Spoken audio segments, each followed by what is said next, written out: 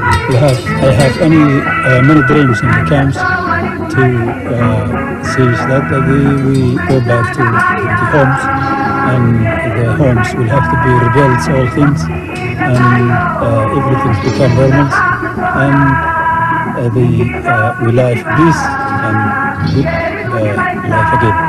I told to my children the times will come better, and we back to our country. You will have to be back to start to your schools and your background to be built as well as before.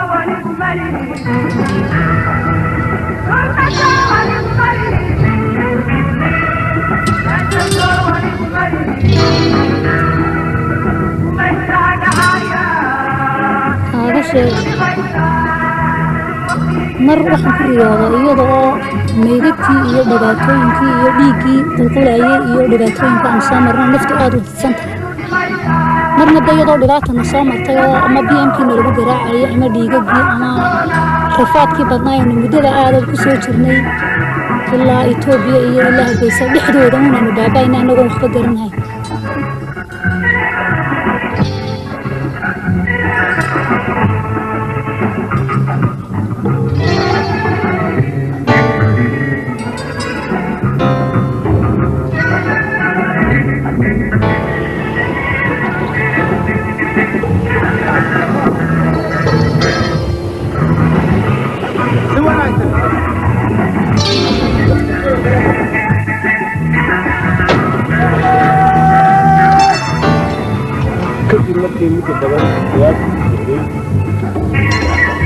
عددنا الشيء قالوا مجالده waxaa ka dhigtay in madaxweynaha isticmaalo waxay ahayd cadowgiyo guriga galay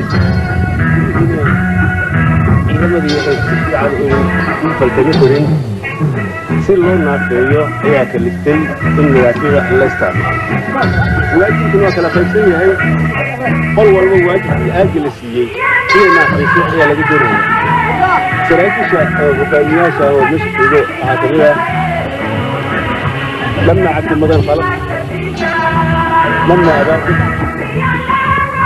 هذه فجأة قدامية وحرم يجترى تابعه ويجترى مركا أنا بحاول أنا واجب تسمية راه من واجب كنوعات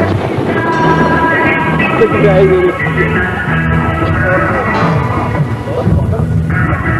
Deze authentieke opnamen van de verwoesting van de stad Hargeisa waren onderdeel van een instructiefilm van het Somalische leger.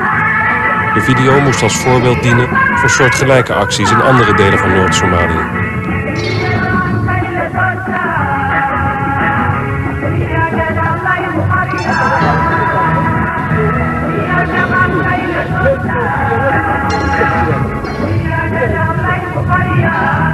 Voor de burgeroorlog woonden in Hargeisa 500.000 mensen. Bij de gevechten in mei 88 vielen er meer dan 60.000 doden. De rest van de bevolking sloeg op de vlucht.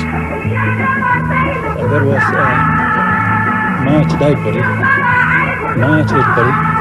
So we burying that dead body at the night time, because in the daylight we are afraid of the bombing and killing. In the night times, all the night times we are burying on the dead body and getting some water and some food all the night times. All the day times we are just laying down for bombing of air attack and heavy artillery. meel bakhaaraha bayaca mushtari ayaan fadhiyo halkiiba maalinimadii laga dareeray iyo hubkii waaweyn lagu garaacay guriyihii ayaa markaa lagu xareeyay 3 cisho ayaan markaa guriyihii ku jiray iyo raashinkii aanu dhignay ay naga boobeen way guriyihii ka baadhay 3 habeen kolkaan ku jirnay ayaan isnay hadaba markaan macluumo gonay bakhaarradii taga oo wax raashin ka soo qaata markaan guriyihii ka soo baxnay baan soo galay meel dooxa ayaan soo raacay laamiyadii iyo suuqii Soomaaliya halkaan halkii waxaad ka soo talawnay ee meydad aad u badan aan ugu imid oo rasaasina si xoog ay u socoto oo la horanayo alaabtii ninaan walaalanahay oo markaa ila socdo oo yar wareersan oo isna suuqa ka soo qabtay halkii bay ku deeyay This bombings continue and decide to go through Ethiopia, this nearest border they can reach. In this case, we are started to walk on foot, and it takes for us about 12 days. On the road, you always see the beavers, the elders, the children, women, all just running each after on the road. And that's to the border, cross to the border to Ethiopia side. De Ogaden-woestijn in het oosten van Ethiopië. Een van de meest onherbergzame gebieden van het land. In juni 88 kwamen hier in een paar dagen tijd bijna 500.000 vluchtelingen aan. De oorlog in Somalië bleef in het wereldnieuws maanden onopgemerkt. En het duurde dan ook lang voordat de hulpverlening hier op gang kwam. Het Hoge Commissariaat voor de Vluchtelingen stond voor de bijna hopeloze taak om in deze woestijn de vluchtelingen in leven te houden.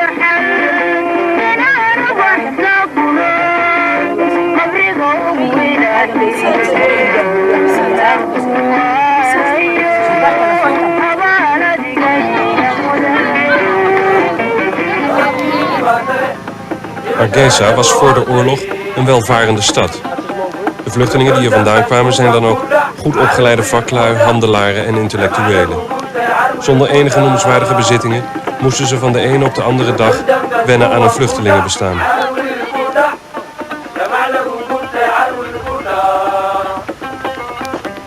This is my family. This is my children, the wife, the sister of the wife, and my children. Some of them are not here.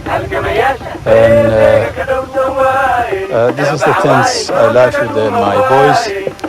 And this is the kitchen we cook. That's the kitchens of the family. And we also, this is the tent of the ladies and wives is also sleeping. And that's the present situation we live here. That's it.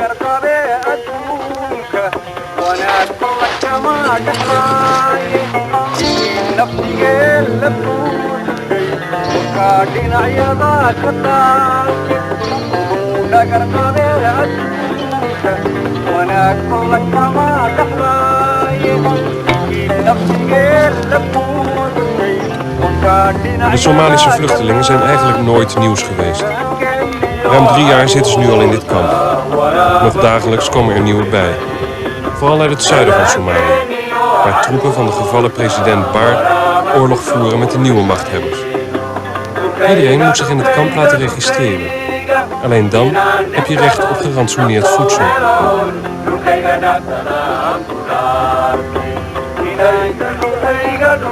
When you come, the future comes first day in Hashans. It's very strange for us. Anybody's like this. Very strange.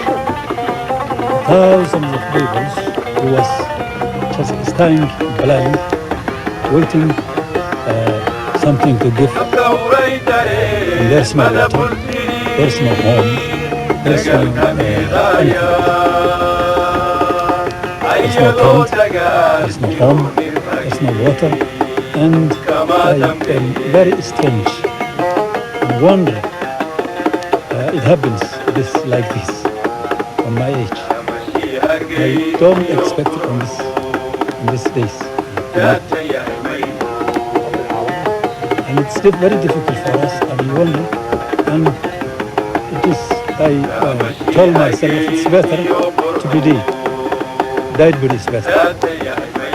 Died but is better. I told my life in this situation.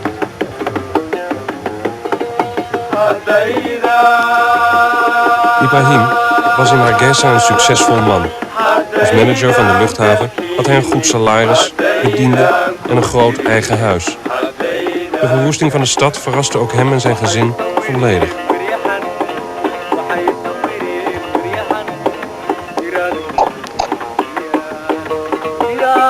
aad bay dawga ugu dhimaysay u shaqaysan jiray uu raaxaysan jiray markuu gacan baryo uu tago dawir aad bay dawga u dhimaysay markaa noloshii dee horenu ku noolaan jirnay dee nolosha intaysu mid maha waxweyn bay u dhexeeyey qof shaqaystay oo nolol wanaagsan ku soo noolaa markuu dee la kulmo bariyo nusqaan weyn iyo dhibaato weyn ayaa dee haysata waxaan dareemayaa dadku markii hore aan gacanta ku hayay dad waxaan baray oo tacliin bartay oo dhexaya oo nidaam leh oo fiican bay ahaayeen intii aanu dibadda u soo baxnay dadkii waxay noqdeen wax qaarkood way ku dhaqaaqeen markii hore noloshiina aad u daciiftay sharaftii aad u daciiftay quruxdoodii aad u daciiftay waxbarashadoodii aanay jirin wax ciidanka kolkii dambe ku biireen wadee dhibaatooyin badan ayaa korintoodii dambe 3 sannadood iga qabsatay hoy-la-aan waxyaabo badan ayaa 3 sannadood dhibaato xoog layga soo qabsatay hayntoodii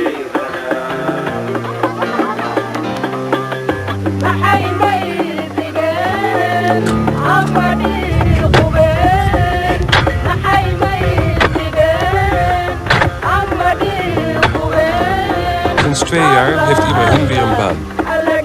In het kamp is hij op vrijwillige basis een soort gezondheidswerk. Hij is verantwoordelijk voor de juiste uitvoering van de talrijke begrafenissen. En verder moet hij bij zijn dagelijkse rondje in het kamp nieuwe ziektegevallen opsporen en registreren.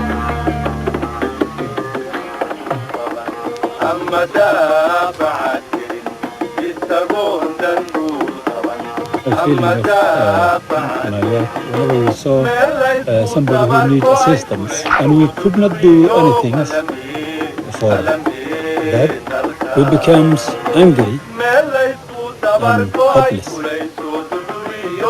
These died, but most of them, some of them dying for dehydration, and some of them is dying for, especially for children, they are dying for diarrhea, measles, and so on. So there's no vaccine for them most of the time. Sometimes you get some, but most of the time there's no vaccine.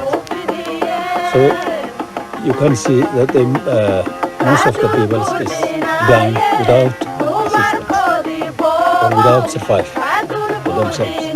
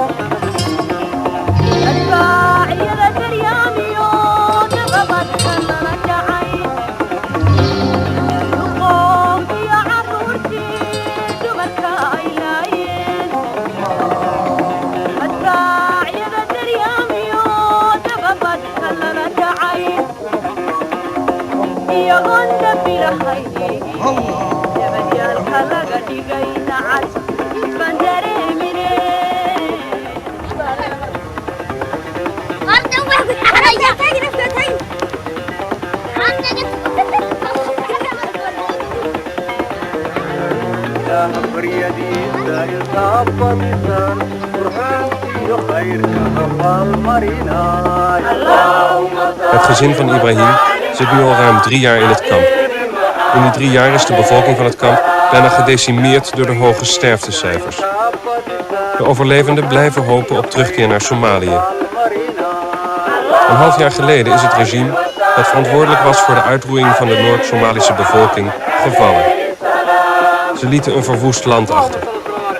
Toch keren de eerste groepen vluchtelingen weer terug naar hun geboortegrond. واتلي تذكروها هون بدناكي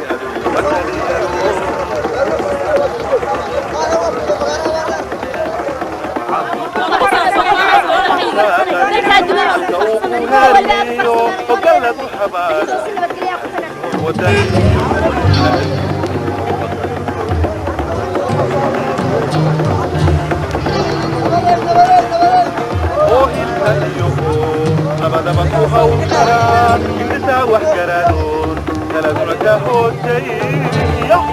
Het bevrijde noorden van Somalië is nu omgedoopt tot de Republiek Somaliland. De meeste vluchtelingen durven nog niet terug te keren. De meerderheid wacht af in het kamp. In Somalië zijn hun huizen verwoest, hun banen verdwenen en voedsel is er nauwelijks. Internationale aandacht voor de wederopbouw van hun land is er niet.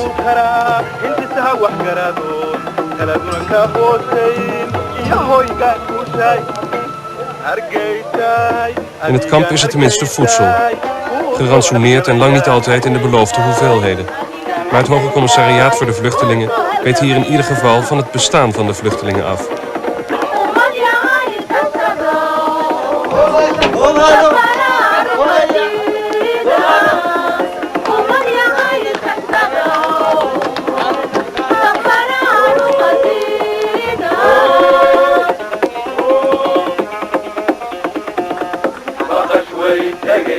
Ook krijgt iedereen in het kamp iedere dag 2 liter water.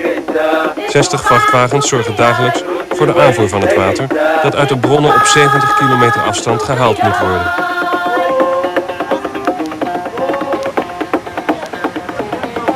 Vluchtelingen in leven houden in deze omgeving is niet eenvoudig. Voor hun aankomst waren de schaarse waterbronnen net voldoende voor de rondtrekkende nomaden. Dat gold ook voor het brandhout, dat nu tot in de wijde omgeving van het kamp is weggekapt.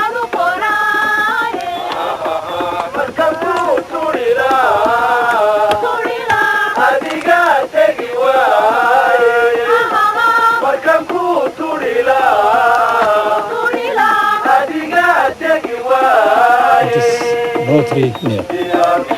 And when it's go further, it's difficult for us to get the firewood because if you leave in the morning to find out the firewood on the midday, you can get the firewood still. Just walking on foot, and the nomads would have to struggle and said we belong the the trees and the and somebody goes on the area and to collect some firewood, they refuse and chase out. Always chase out the vehicles from the refugee who want to collect the firewood. Sometimes shooting, sometimes putting clubs and so on.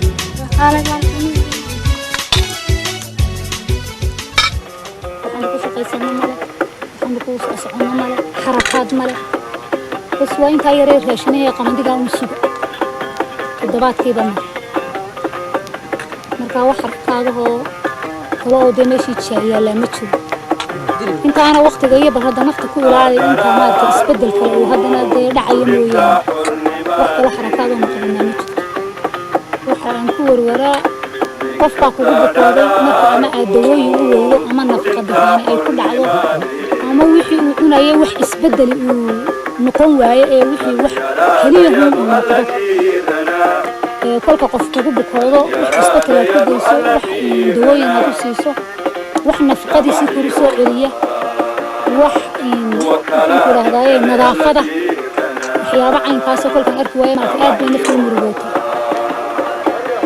بيتي جو قد وانت هاي اللي بقى بنت ريدلك وهي هالكم مالنتي وقت جوها مسؤولة فينا هروري الله تمو وما تعدبت الله صار وقبل تاير الله تمو يقدبت الله صار بيها الله صار دعنا هي مرسوقة وحي يبلغ أديجنا هي حياة عين كاسة هي وقت مالنتي مسؤولة فينا وحكا لو أمل كلام قرنية ده وحكا لو متقدمتون متشتت بس وين كلام وريدا من بريها بحديثة بيها يرسول عنه وفاشنها يرسول ويقاتل معها عيانتها وخلصات هذه بس وانتها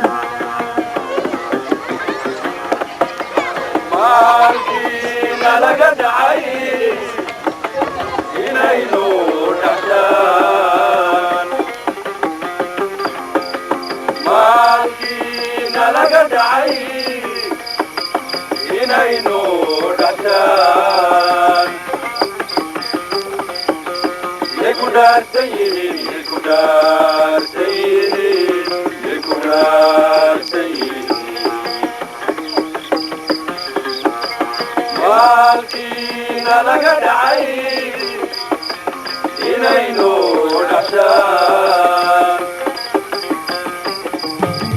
مالكينا لقد عين إنينو دحشان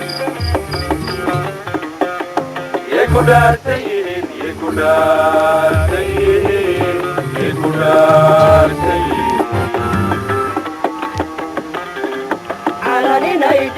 يكودار سيدين يكودار سيدين هو دحام قبو يدمع ذكرون. Blij, maar ook onzeker over de toekomst, begint het gezin van Ibrahim aan de terugkeer naar Hargeisa. Samen met 2 andere gezinnen hebben ze lang moeten sparen om een vrachtauto te kunnen huren die ze terug zou brengen.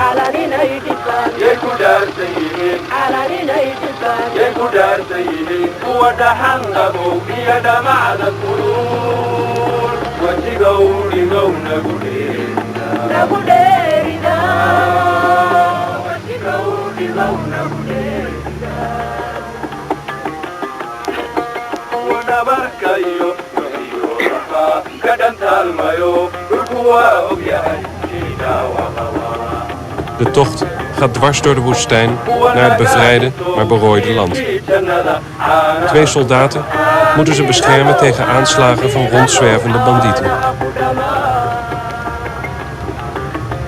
dareenka laga qaamo ka qabno ma garanaysaa sidii arrimo hore ahayn xalku sidii mid aad u xoog badan oo ma garanaysaa 3 sanadood meesha joognay aad tiiraanya u tiiraanya u leeyahay ama xusuus aan maartay meel ka baxay waqtigan haddii la qiyaaso yani مثلا daadaydi kuma jiraan 3 sanadood waa waxaan qabanay baa jira marka mar haddii aanad waxaad qabatay jirin noloshaada waxa la waxa qabsatay ama jirin daadaadii kuma jirto stillator tawrish daadaydi waan ka saarnay 3 sanadood waxa la qabanay ma jirto waxa ma jirto dareenka iyaguna yani aad buu uga xun yahay yani dhibaatada inta le ورحمة الله السلام عليكم ورحمة الله بسم الله الرحمن الرحيم بسم الله الحمد لله الصلاة والسلام على رسول الله صلى الله عليه وسلم اللهم تقبل صلاتنا كما تقبل ربنا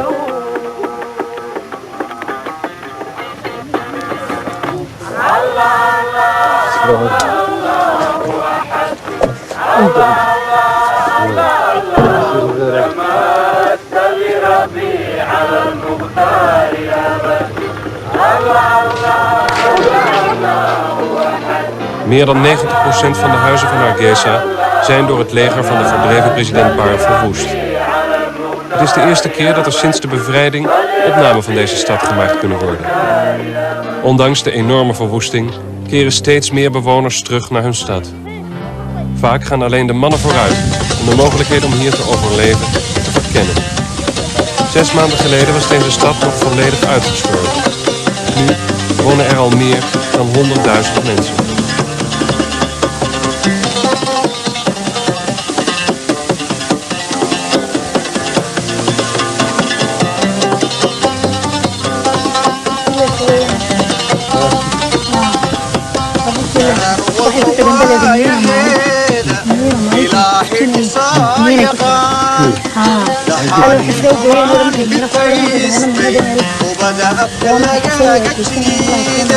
درار والقوايا هذا إلهي دسايغا الحال الحمان بتيستي وبدأ خلقا جديدة لكن يعرف ورابك طبينا وحيلك وكري يعني ما يعرف ورابك نور مين كيغا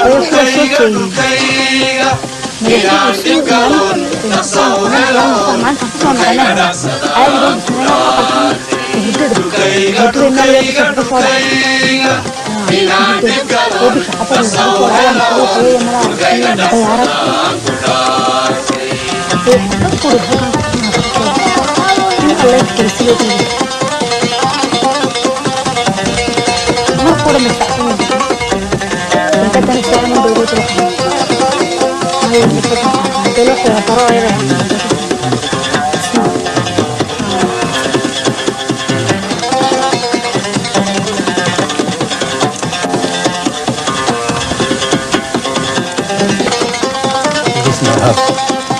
This is the bedroom, second room here.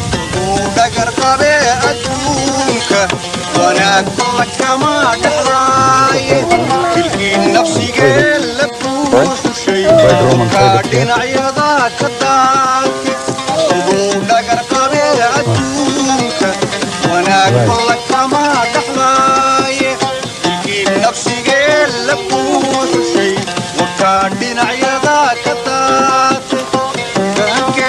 Bedroom on this side was the dining room. Another 2 rooms was the one for sisters and one for the sons. Well, inside or no, you can't go inside because we are not sure this is something inside. We don't. What kind of thing? The explosive. There is some explosive in there. We cannot do unless we check the distance. It's rooms. And many things. Just destruction.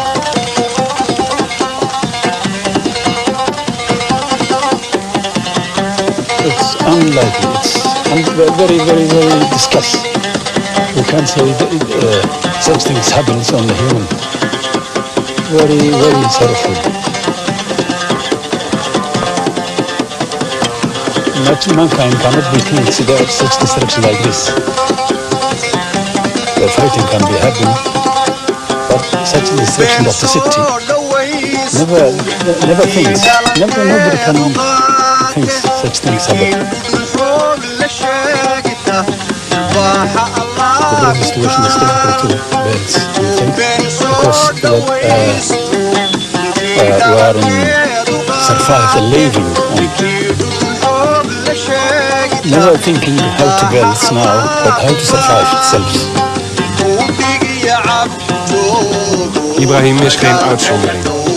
Hij en de andere teruggekeerde vluchtelingen staan voor de bijna onmogelijke taak de huizen en stad weer op te bouwen. Ze voelen zich vergeten. De wereld is nauwelijks geïnteresseerd in dit deel van de wereld. Honderdduizenden verkiezen daarom nog steeds een verblijf in de vluchtelingenkamp, midden in de woestijn van Ethiopië.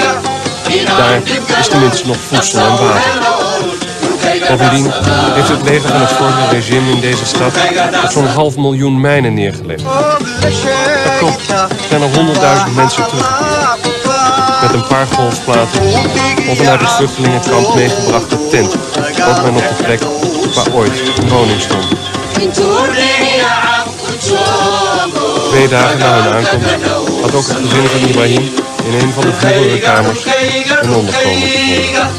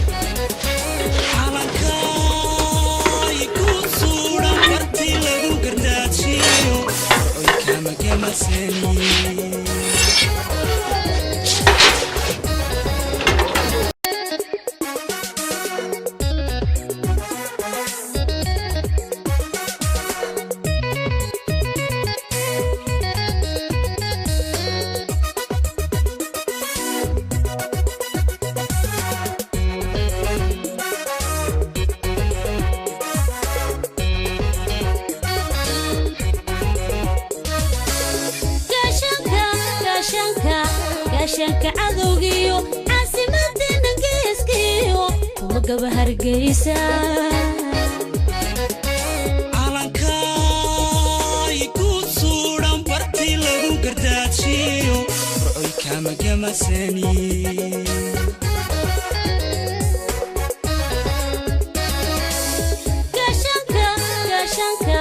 قاشنك عدوغيو عاصمة نجيسكيو وقبل هرقيسا علنكا يقول صورة برتي لغو كرداتشيو وأي كما كما سني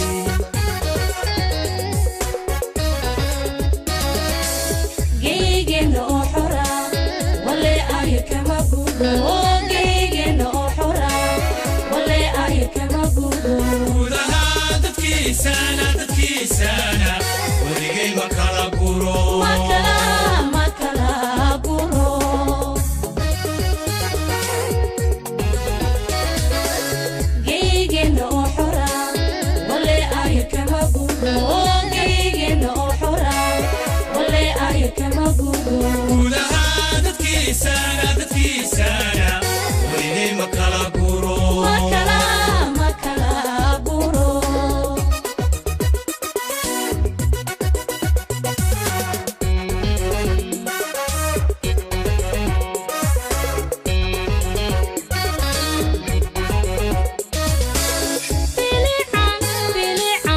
بليعان قبوبين قبل كيل هايو سناق مدقيسة المقنع لحارتي لقى صوب تنايو كما قورن بورمين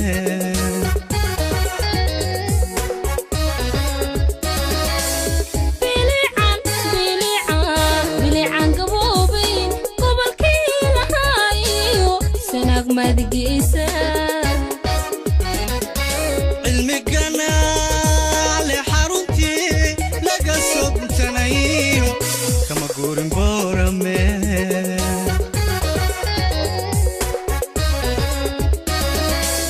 جيجن أحرا ولا أير كما قولو جيجن أحرا ولا أير كما قولو ولها دتكي سنة ولقي مكالا قورو مكالا قورو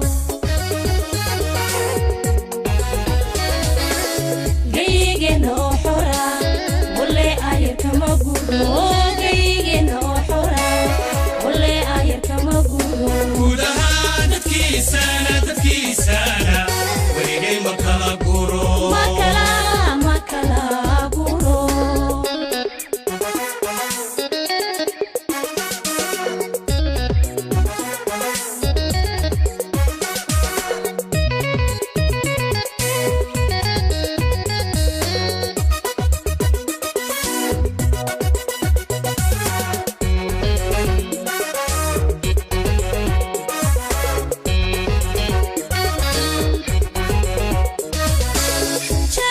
جنبي قلبك يو كوريغان كو أبوبيو ما يلاوين قبيلي قولي درويشكي يقول لي سيغانا ديركيو ناكو يا سولي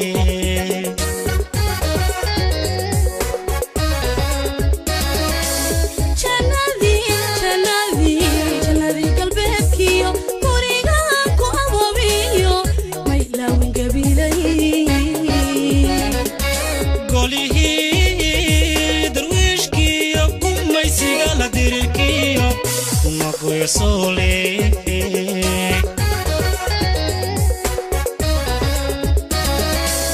جيجن أحرا ولا أير كما قولو جيجن أحرا ولا أير كما قولو ودها دتكي سنة ورقي مكالا قورو مكالا قورو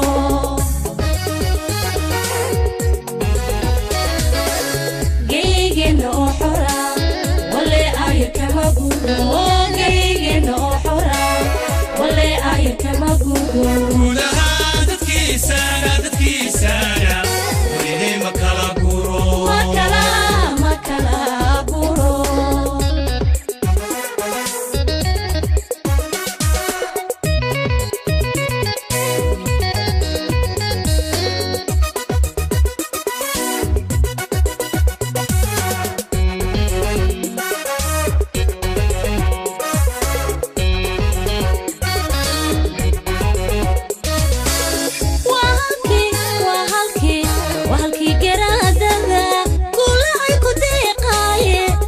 buuhoodla ila garo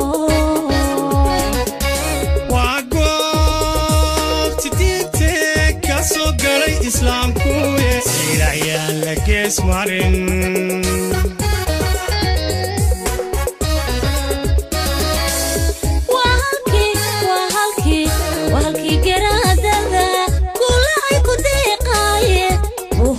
ila garo waa goobti diinte ka soo galay islaamku siirayaan la gees marin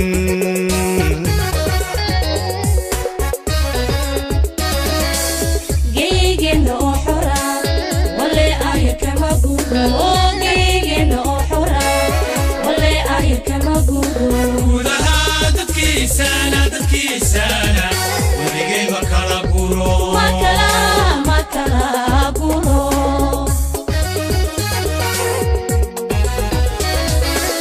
geygeenna oo xora wale aya kama guuro geygeenna oo xora wale aya kama guuro gudaha dadkiisana weligay ma kala guro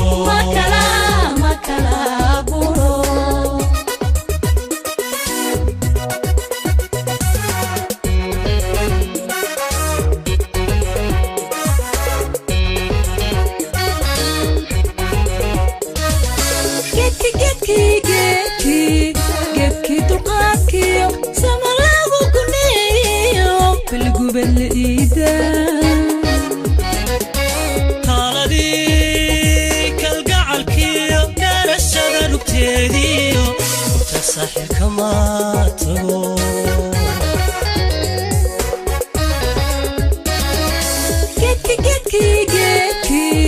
geedkii dulqaadkiyo sama lagu guneeyo balgubad la iida taaladii kalgacalkiyo garashada dhugteediyo gubtii saaxilka ma tago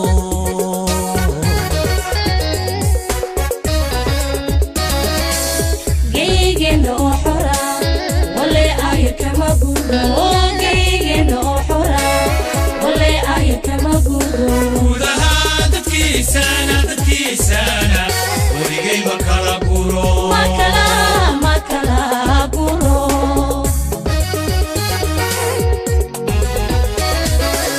geygeenna oo xora wale aya kama guuro geygeenna oo xora wale aya kama guuro gudaha dadkiisana weligay ma kala guro gudaha dadkiisana weligay ma kala guro gudaha dadkiisana